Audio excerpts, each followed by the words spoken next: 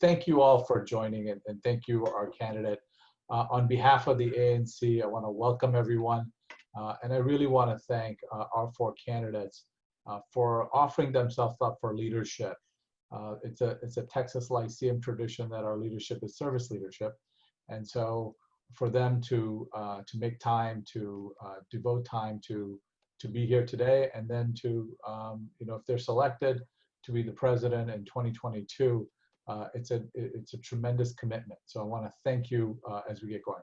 And as you speak, you are speaking amongst your Lyceum friends and fellow Texans. So be comfortable. We're going to do this very simply.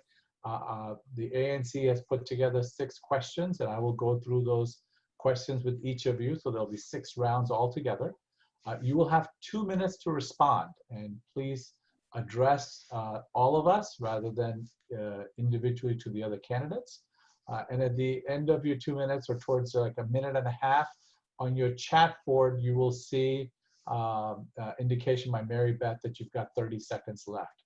You can also keep track of the time at the bottom of your screen. Please stay within your time frame. Just be respectful to each other in doing that.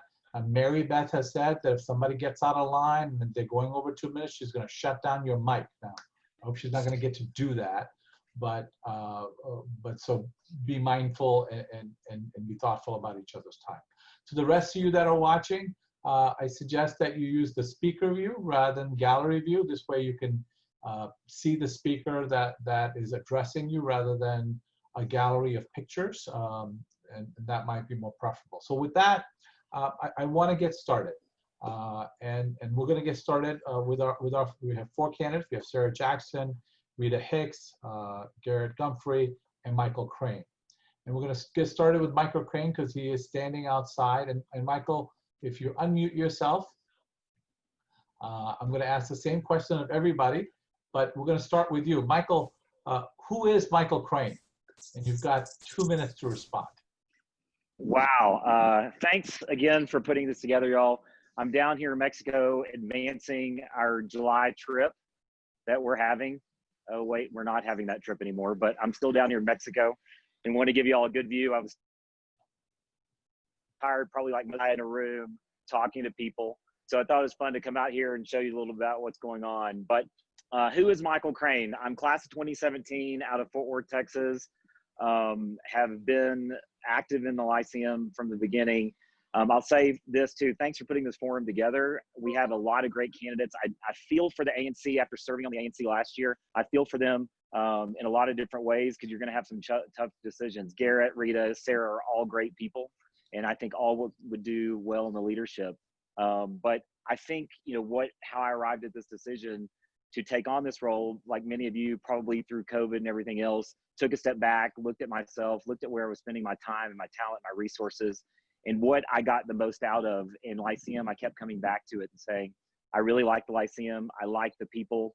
I like the diversity. I like everything that I get out of it. And there isn't a conference or an interaction that I have, whether it's at a conference or offline with any of our fellow directors or alumni, that I don't walk away changed a little bit and enlightened a little bit.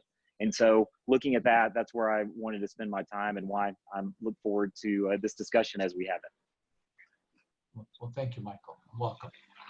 Thanks. Here, the same question to you. The ANC has asked basically to ask the same question of each person. So who is Garrett? My turn, Mustafa? I'm sorry. Yes, yes, it's your turn, yes. Okay, I am a director from the class of 2016. I grew up in a small town up in the top of the Panhandle, Groover, Texas. Thought I was going to come back and be involved. We farm up here, and I thought I was going to continue to do that, and went to Texas Tech, got a degree in ag economics, moved back and discovered that I really don't like farming. I didn't like anything about it. And so went to grad school. Along the way, married my wife. We have 4 kids. And really just am pretty devoted to my family. We moved back up here to our small town and was introduced to the Lyceum. And kind of to echo what Michael said, it's just been a fantastic experience. It's just getting to interact with everyone has been very refreshing. I didn't know this organization existed, and I think right now it's more relevant than ever. I think just to have the ability to get together and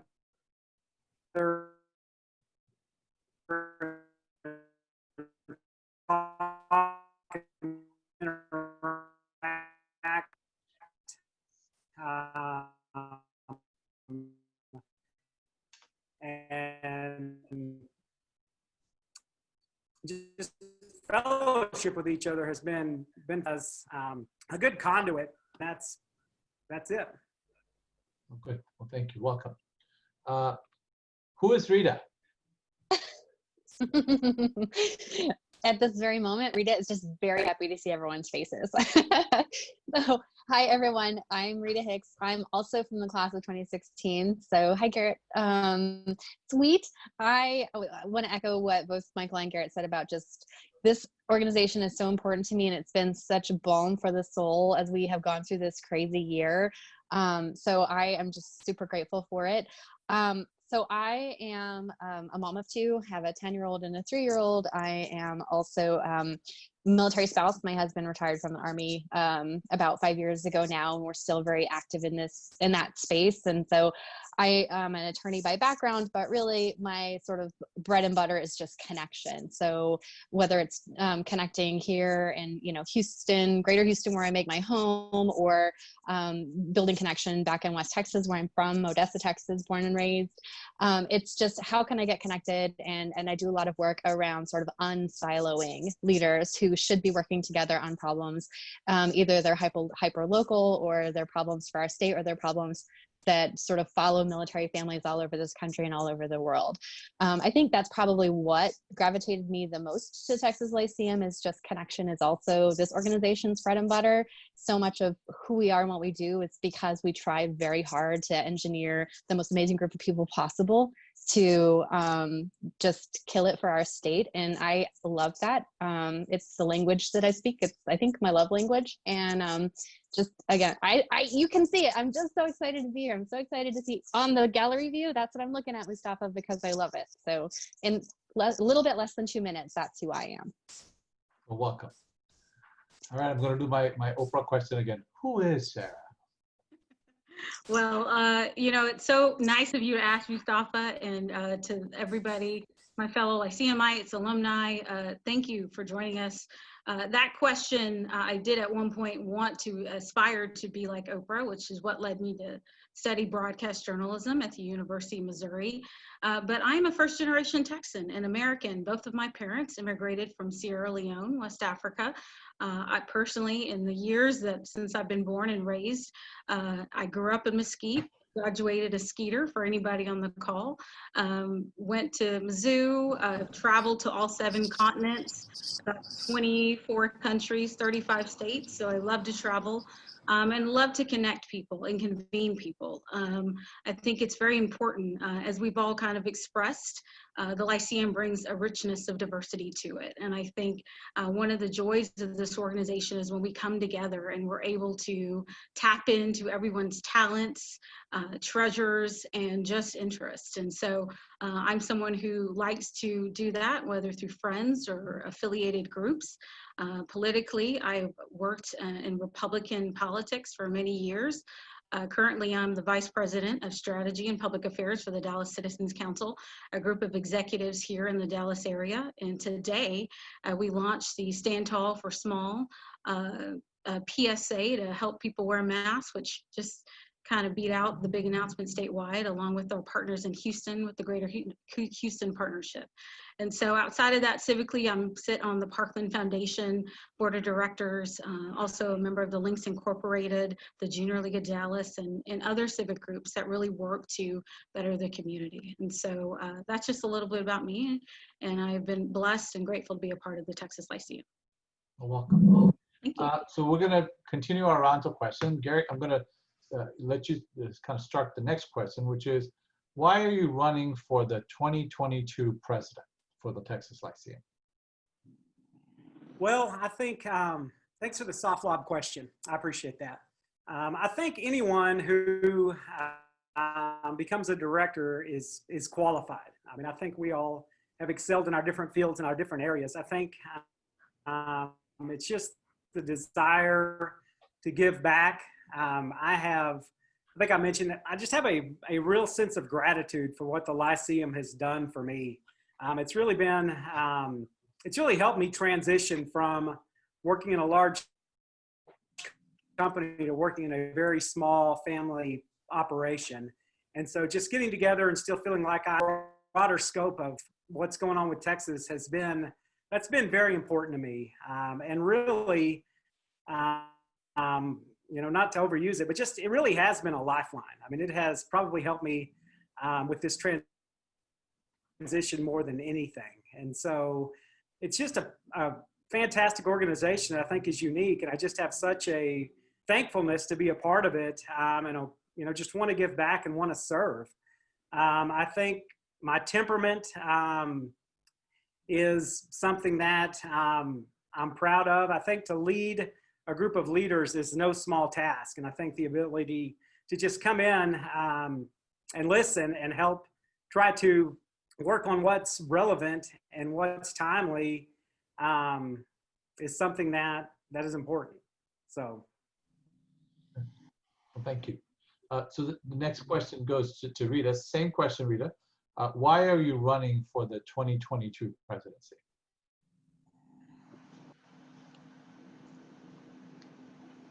Reda, unmute yourself. Yeah. Sorry.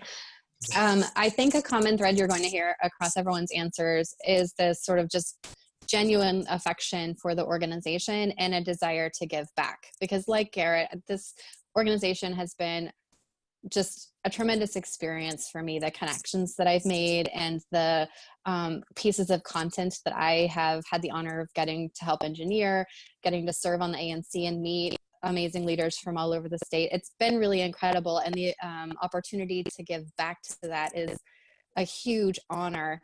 I think I agree with what Michael said about how this ANC has a hard decision. Any one of the candidates, before the ANC could do an amazing job.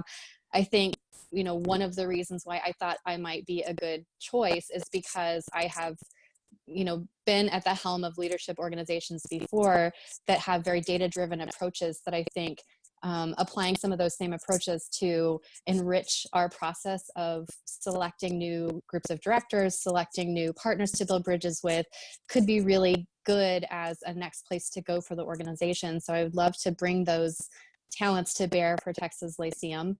And I, obviously love to contribute, whether in that role or any other role, but I think that particular skill set of mine would be really good for Lyceum.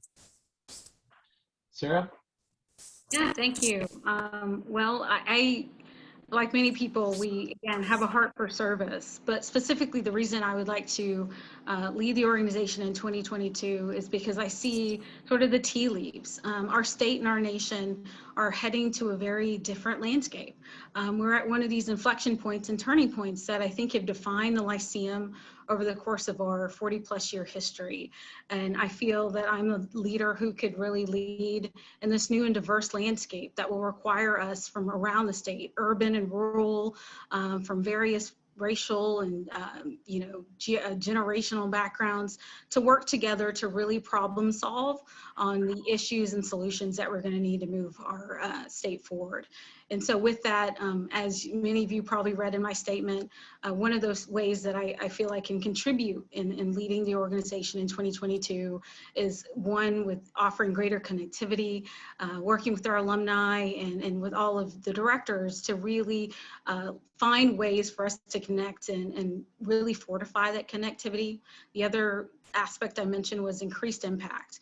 Finding ways to innovate. A lot of the primo products, as our current Madam President Laura Dixon mentions, to really move that forward for the organization. And finally, let's just focus on the future. I think all of us want to leave everything and everything we do better than we found it. And I feel that in looking at a comprehensive way to recruit could be a great value for us in 2022 as we look ahead in this new decade that our state is now in. So those are just some of the reasons, along with the service aspect, why I hope to be able to serve in that year. Very good. Michael, if you unmute yourself there, why are you running for the 2022 president?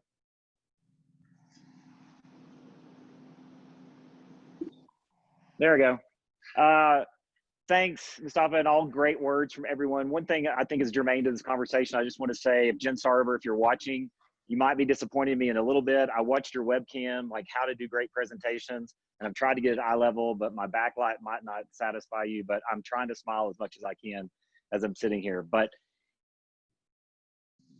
anyway, say about me is I've delved more and more. Why do I want to be in this position? More and more into Lyceum. You know, planning 2 conferences. What I would say 2 of our toughest conferences because they weren't physically in Texas. We, the one in New York and the one in Canada.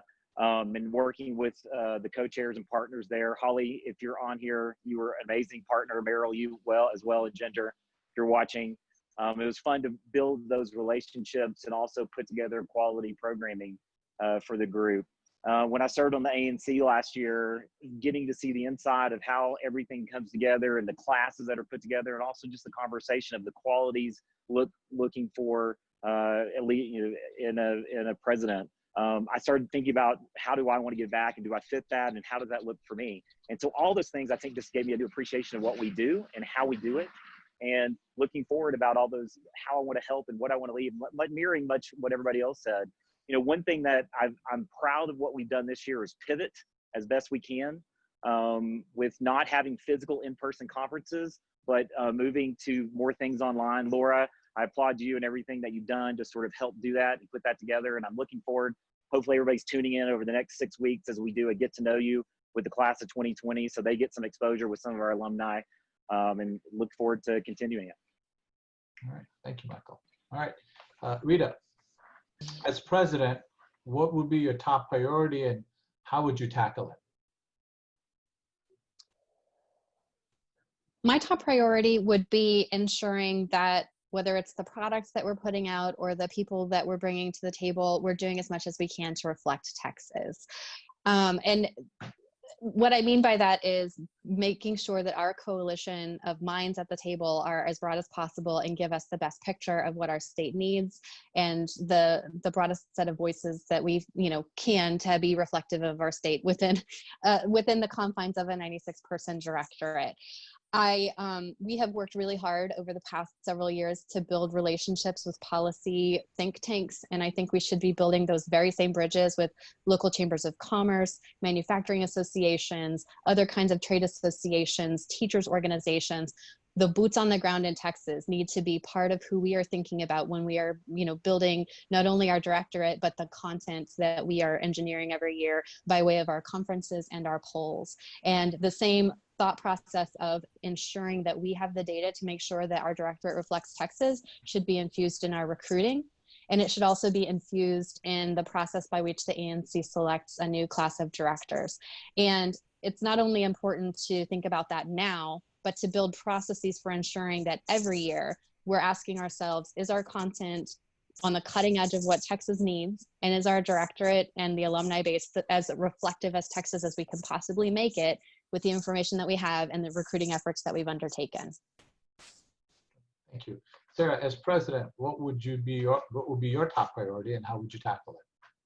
Yeah, so it would be focusing on the future and particularly the people. I mean, I think we all know for when we talk to our alumni and for each of us even who are directors, we understand that it's the people, the relationships that really make the Lyceum different than any group that we're a part of. And so I think with that, there has to be a focus not only in building those relationships, but that number one priority for me would be on focusing on the future. I think we look around the state and the various regions that are represented in Lyceum, there are some areas where we need sustainable pipelines of leaders from those areas to ensure that in the years to come that we've got leaders represented from those parts of the state, but also from different racial demographics within the state. Our state is changing rapidly, and I think for Lyceum to continue to be at the forefront and to deliver and be the organization that we all love, we need to really ensure that we are recruiting, and that's something, or recruiting sustainably. And so that's something that I've worked with a lot of the North Texas delegation on, looking at our delegation and saying, hey, who's missing? What's missing? We're losing we've lost some key directors in the last couple of years, but we've also turned inward and looked at our delegation and say, what can we do to ensure that, we have that kind of representation and that voice on the table, not only holistically of the 96, but also within the delegation, so that we are representing North Texas accurately. And so for me, that comprehensive recruiting strategy would be top priority. Great. Michael, as president, what would be your top priority and how would you tackle it? Well, I'll keep mirroring. I think we're all going to mirror each other a little bit from what we've said. As head of recruiting and this year VP of recruiting, and someone that was a planner and had a plan of what we're going to do, et cetera. And then that's all just been obliterated as we move forward. I do think that's important. I saw that last year sitting on the ANC of what that looks like. And if you're trying to pull the best and the brightest, but you also want a diverse class, sometimes it's a little bit of push and pull there. But making sure that we have enough qualified candidates there at the beginning makes it much, much easier on the ANC. Still trying to deliver on that. I'm going to need all the directors' help out there and alumni that are watching to make sure we have great people in the pipeline. Working with Mary Beth and getting this word out to different places, of interest groups, et cetera.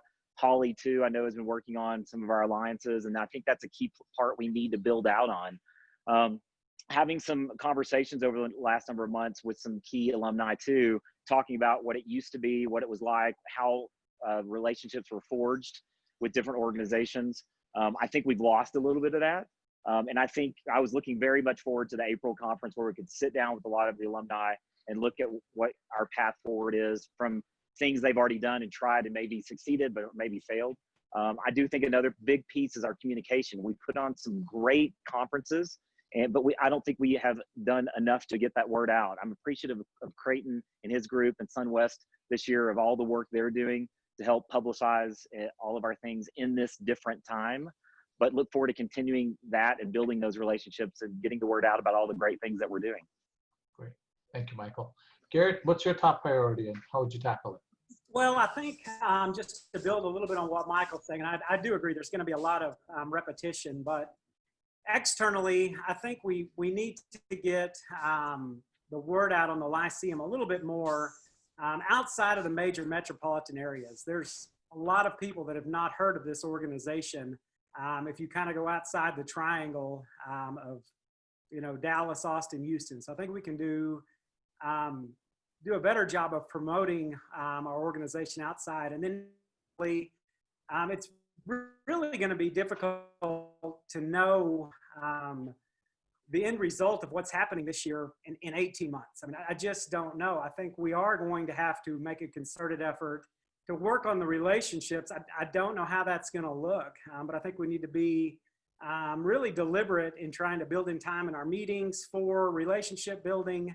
And I think too, just having a framework of flexibility that we can be responsive to what our state looks like in 18 months. I mean, I don't know that anybody a year ago could predict where we're at right now. And so in 18 months, the state, the world, it may look completely different. So I think we have to for sure have flexibility and responsiveness built in where we can react.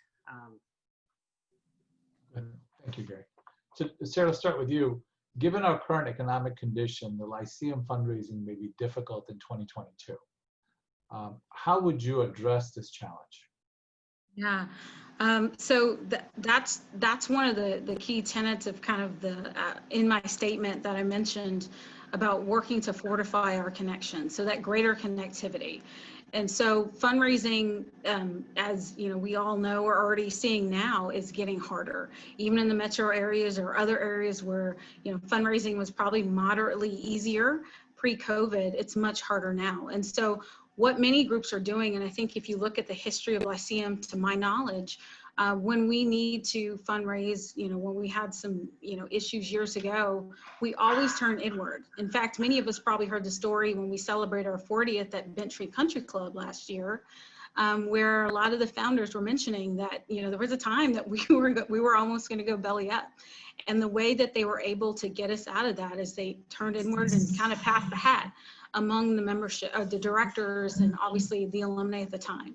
And so I think we learned so much from the past, and I think we all know in our organizations that we govern, and just in studying history, that there's so much that you can learn and rethink when you think about it with a future perspective. And so in fortifying, going back to our alumni, looking at our directorate, and really working to engage them in various ways, whether through regional events, virtual events now, unions, things of that nature, with the fundraising component.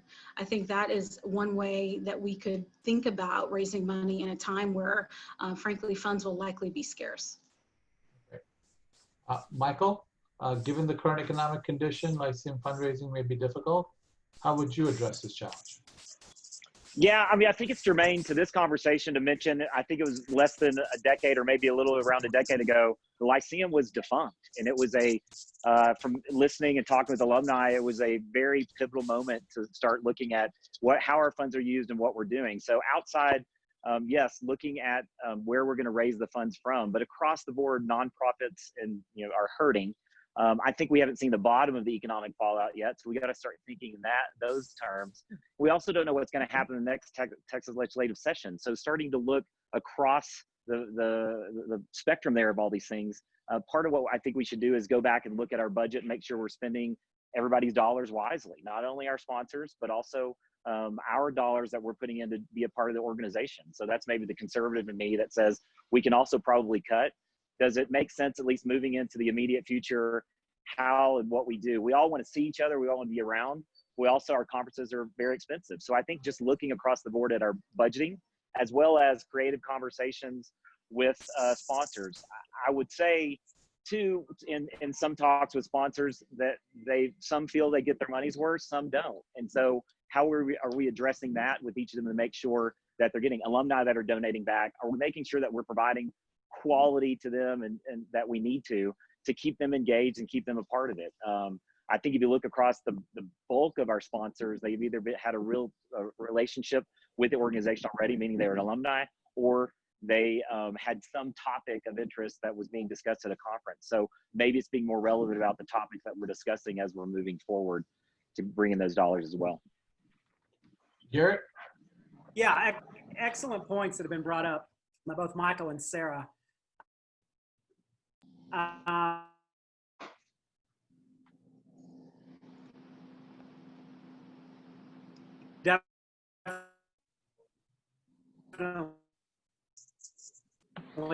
think we're going to have to be careful to dictate the topics of conversation. You either raise more money or you cut expenses. And so, yeah, we definitely need to look at the meeting structure, maybe the frequency of the meetings, and make sure that we're being as frugal as we can with those dollars. And, probably no one wants to hear this, but we need to take a look at our dues structure and see if what we are requiring from our directors makes sense in a down economic climate. So. Good. Thank you, Garrett. Reda.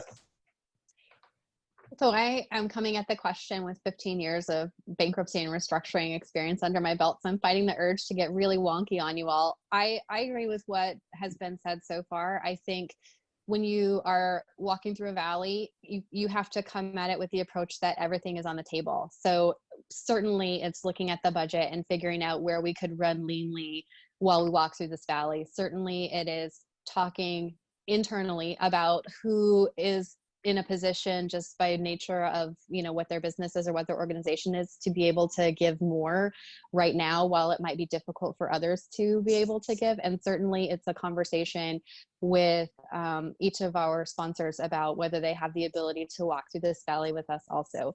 I think it also involves this coming leadership year, talking to not only the executive committee but the directorate at general about what we all agree we should be doing to run leanly while we weather this pandemic and all of the effects of it, so that we can sort of have an internal contract about what we're willing to sacrifice by way of coming together or content in order to be able to get through this, and what we're not, because there are non-negotiables and we need to agree what they are.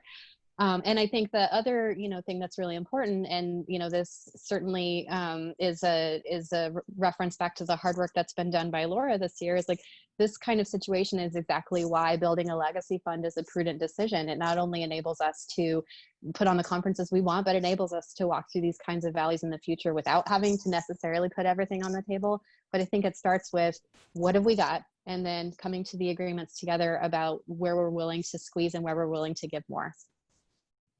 Thank you. So Michael, just coming to a different place, describe a leadership challenge you faced outside of the Lyceum and how you dealt with it. Is that for me? Yes. Wow. Let me think about this. I across the board involved in tons of organizations, just like everybody that's watching, just like the other candidates. And I would say on a daily basis, there's a leadership challenge. Running a real estate brokerage, daily challenge. You want to talk from that, of personalities, of different goals, different motivations. How do I handle it? I think what I would say is, what you see is what you get. That I put it all on the table. I put 100% behind, 120, 150% behind everything that I do. If I put my name to something, it's going to be done. It's going to be done well. And in the end, I know it might be me that has to get it done to make sure it gets done. But otherwise, you put together a good team and you put faith in it. So for me, there's a sense of humor that goes with it. There's a sense of understanding that we're not starting any wars here, that we're doing some important work, but there's a little bit of levity to it too that helps get things done. And I'll say this, just the part of behind building a good team, that's what I would concentrate for 2022. After we have some thought of what 2021 is going to look like, I've had conversations across the board, Cass, that I'm rooting for you in so many different ways, and would love to be there alongside, helping push 2021 together. I know we're all looking at, like, what does it mean? What are we going to do? When does this crisis end? What's next that might be dropping? But that's, I think, my leadership style is to find some great people. Let's put the stuff together and let's keep the ship moving. And I'll say this, I don't think that that Lyceum as it stands right now is in any way, shape, or form a broken organization that needs changes. And a lot of times I go into organizations that need to be changed from top to bottom. And I think we all look at that and say, we could do this. I think there are things that need to be tweaked, but working on the past and bringing that forward, I think, is what I'd look most forward to. Eric, describe a leadership challenge you have faced outside of the Lyceum, and how would you deal with it? How did you deal with it? My question, Mustafa? Yes. Okay. I would have to fall back on my experience on the school board in our little town of Groover. It's the largest employer in our town, and most of the people that work there, teachers, administration, are either from our little town or married organization first. And there's been difficult decisions that have had to be made that certainly aren't popular. And you're going to see the people that these decisions affect, whether it's a raise, a bonus, an employment decision. You just have to be willing to put the organization first. And I think, to echo what Michael has just said, this isn't an organization that is in need of a whole lot of change. I mean, I think it is functioning very well. And so that's an excellent thing. But you have to be willing to look at what's in the best interest of the organization and not the individual. Good job. Thank you.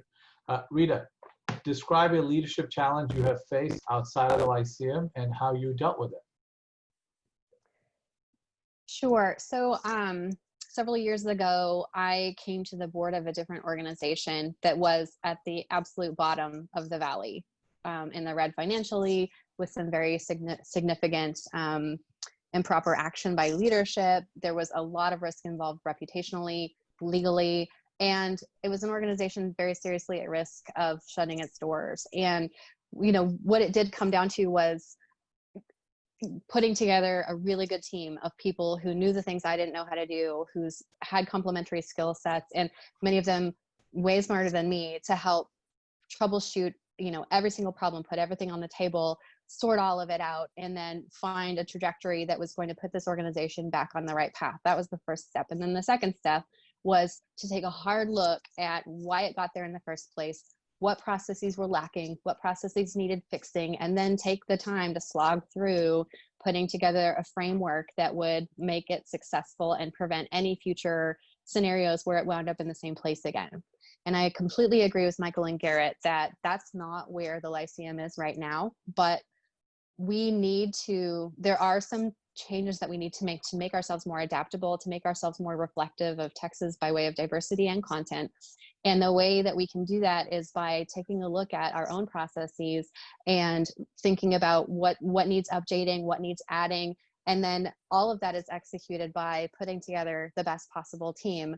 Fortunately, we have a really amazing group of people among our directorate to choose from. And I would be overjoyed to get to put together that team to solve those problems. Great, thank you. Sarah. Yeah, so kind of like everyone has already said, I think among leaders, we all have challenges probably almost daily. And so I was thinking through both professionally and civically, kind of some of the toughest challenges. The best example I wanted to share with everybody was in my role when I was membership chair of the Junior League of Dallas. And so if some of you don't know, the Junior League of Dallas is the largest league in the entire world. Houston folks, please don't get offended. I was a member of that league too.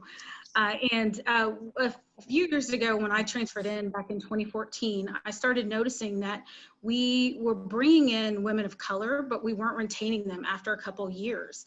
And so that problem really had me thinking, and I started talking to some of the members just personally, and people said, oh yeah, this happens. But I said, well, who's doing anything about it? No one had an answer. When I served as membership chair a couple of years later, the primary role I served was in changing people's statuses. I noticed that was still happening, but yet I felt compelled to do something. And so what I did was reached out to some of our more prominent alumni here in Dallas and our current members to try to create a pipeline for women of color, particularly in leadership in Junior League, to diversify that. And what is the outcome of that in the years that have transpired? After convening women, about 35 women initially and smaller groups before that, sort of like a focus group, is we now have a new affinity group of women of color, particularly Black women in the Junior League of Dallas, and more of them are now in leadership. And so similarly, I've encountered situations in which, we run into this problem and we question, what do we do? And I think there are opportunities to build pipelines, to engage new audiences, to not only show relevance with the diversifying state that we have, which we will soon see, I'm sure, in the census numbers, but also with just the region and the state and trying to figure out who. So that's all I got. Thank you. Thank you. Now I'm going to ask each of you to make a closing statement. We're going to start with Garrett, but I want to just thank you all for your thoughtfulness and the answers that you've given. The ANC, worked together to come up with a group of questions that might be helpful for all the directors to hear from you. But as we end, I'm going to ask Garrett to first start. You have 2 minutes to make a closing statement, and I'll just go around with everybody else. Garrett. All right, well, Mustafa, I wanted to thank you for facilitating this. I think it's been great. Reda, Sarah,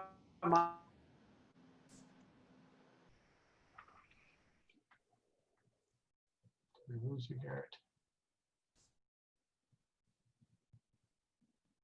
Kind of visit everyone.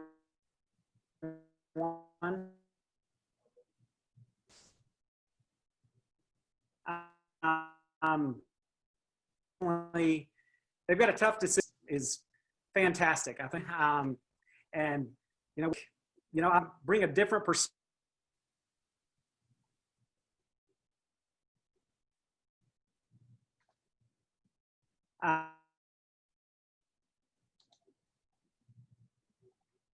Being from a rural.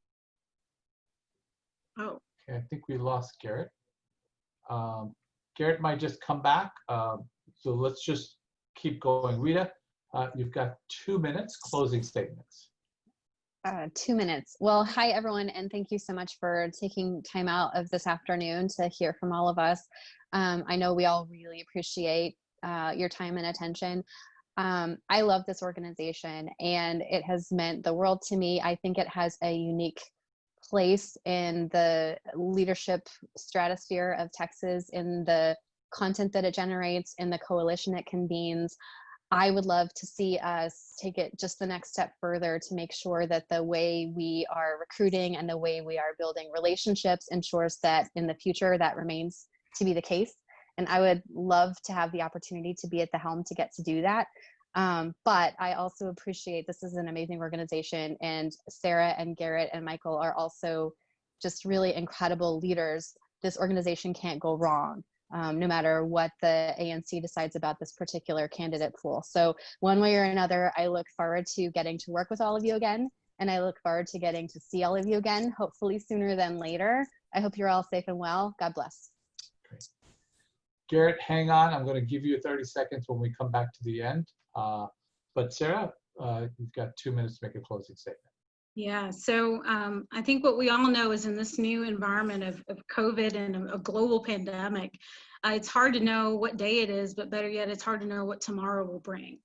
But I do think there are still some things that we can know based on just our management and other organizations and just in life in general. And what we know is that we have to plan, and we also have to keep connected. These are two important aspects that won't change. I think we know that, in looking at our state, looking at voter rolls, and just looking at the way our state is changing, that we are on the precipice of a evolving state. And I think the Texas Lyceum, the great organization that it is, can play a key role in that. It can show, not only can continue showing value to alumni, but also to directors, and finding ways to keep it relevant so that people want to continue funding our activities and our products, and ensuring that we remain the premier leadership organization in the state for the years to come. And so I ask, kind of in this final bit, for your support to have greater connectivity in 2022, increased impact, and really for us to work together on focusing on the future. I think we've got some bright opportunities ahead, some challenges as well. But I know, as the leaders that we are, with our strong attitude, our great networks, we can all get it done. And so I ask for your consideration for president, and thank you all for your time and attention today. Appreciate the time and the conversation, and reach out to me if I can answer any questions about the platform and tenets I've espoused, or if you just want to chit chat because you're just curious. So thank you again, everybody, and be safe. Thank you, Sarah. Michael. Thanks again, Mustafa, and thanks for everybody putting this together and watching and spending your time today. I think it's germane to say one thing I want to work on is getting better internet connection out there to Mason, Texas, where Garrett is, so we could hear everything that's going on in the Chamber of Commerce there. But y'all have some great candidates out there. What I'll say is we do have some challenges that we're facing. I'd love to be a part of that, the leadership as we move forward. As I've said before in my statement, I say it again, the diversity that we bring to the table, it's not perfect right now, but we can continue to work on it. I love our diversity. It's not just diversity of people, but diversity of opinions. And that's what I love, that Lyceum brings that together so we can have enlightening conversations and bring them back to our own communities. I live in Fort Worth. It's not the biggest metropolitan city in the state. It's not the smallest place either. I know we have 254 total counties out there, and we represent a lot of people. I make a joke about the internet connection in Mason, but it's probably those things that they face all the time that we don't necessarily think of when we're sitting in Houston, and we're sitting in Dallas, and we're sitting in Fort Worth, but they're real challenges. And across the board, I know all of those people, whether you're El Paso, you're out in East Texas, you're down at the border, you're up in the Panhandle, that's all part of the state. And that's what I want to see continue. I want to see us develop it. I want us to see to continue to make the Lyceum a great place to be a part of. And I look forward to continuing this conversation. It's not done here. It just continues, and it will continue on through the year. And I look forward to, if I am selected as the president-elect, the building year that we get to the president year, and having involvement from all of our directors across the state to make the programs that you want to see and the things that you want to do and accomplish those things. So I appreciate it again, and thanks y'all for giving this time. Thanks, Michael. Garrett, take a crack at it again. Okay, can you hear me? Am I good? Yes, you can. Okay, I'll try to talk quick in case I have problems. In addition to bad internet, Michael, they have no air conditioning in the Chamber of Commerce office in Mason. So We can work on that too. it's been awesome. But no, just thank you everyone for participating on this. Mustafa, thank you. Thank you to all the directors and alumni for taking your time to watch this. I think we have a fantastic organization and one that I am immensely proud to be a part of. The ANC does have a tough decision. They cannot go wrong with Michael, Reda, Sarah, or myself. I appreciate everybody wanting to step up. It is a big responsibility, but I have the utmost confidence they can't go wrong in this decision. We have an awesome state. I think it is worth the effort. It is changing. It changes all the time, sometimes faster than we want. But I think now the Lyceum and what we deliver is more pertinent and more important than ever. I think to be able to get together as individuals of unique backgrounds and beliefs and political aspirations or political leanings, we need that. I think we can be a light for the rest of the country. Civility is alive and well in the Lyceum, despite what you see on the media. We can get together and talk about things that we don't agree on. And I think that has to continue. That's the only path forward for us as a state. So thank you all very much. I've got to go find some air conditioning. Well, thank you, Garrett, and thank all of you. The ANC will be making its decision, convening amongst each other, and at the Beaumont meeting in September 12th, they'll make their announcement. But I want to thank all of you for joining. I want to thank all of you for sharing. And look, this is a third of the directors are online today. Some people are sitting in the comfort of their homes. Some people are on the balcony in Mexico. Others are on the hot seat in the chamber. We're all in different places, but in the Lyceum tradition, we still can have a meaningful conversation, talk with each other rather than at each other. And it just is a demonstration of this great organization. So with that, again, my great thanks. The ANC had decided that there were set questions that would ask. The ON had asked on chat board if you could ask questions. I think the format that we all had agreed to was the set questions that the ANC had put out. And so we will stick with that. So thank you all for joining in today. Stay tuned. Keep an eye on your email. I'm sure Laura's going to be sending something soon as to what's the next big important thing that's coming up. And if we don't see each other, we will see each other hopefully in Beaumont, whether it's virtually or in Beaumont. So look forward to it. And thank you all again for joining.